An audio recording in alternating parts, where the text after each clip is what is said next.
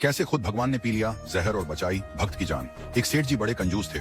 एक दिन उन्होंने दुकान पर बेटे को बैठा दिया और बोले कि बिना पैसे लिए किसी को कुछ मत देना, मैं अभी आया। लेकिन तभी एक संत आए जो अलग अलग जगह से एक समय की भोजन सामग्री लेते थे। लड़के से कहा, बेटा जरा नमक दे दो। लड़के ने संत को डिब्बा खोलकर 1 चम्मच नमक दिया। सेठ जी आए तो देखा कि डिब्बा खुला पड़ा था। सेठ जी ने कहा कि क्या बेचा? बेटा बोला, एक संत जो तालाब पर रहते हैं उनको 1 चम्मच नमक दिया था।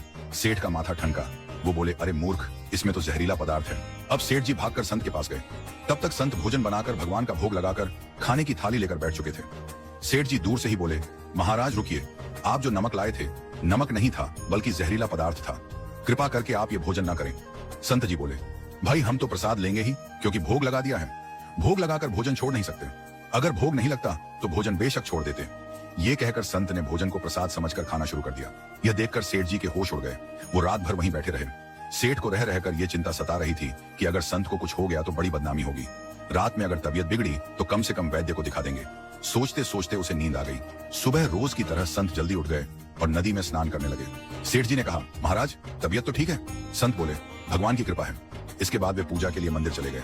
जैसे ही संत ने मंदिर का द्वार खोला तो देखा कि भगवान के श्री विग्रह के 2 भाग हो गए हैं और शरीर काला पड़ गया है। ये देखते ही सेठ को सब समझ आ गया कि भक्त के अटल विश्वास को देखकर भगवान ने भोजन का जहर भोग के रूप में स्वयं ग्रहण कर लिया और भक्त को प्रसाद ग्रहण कराया।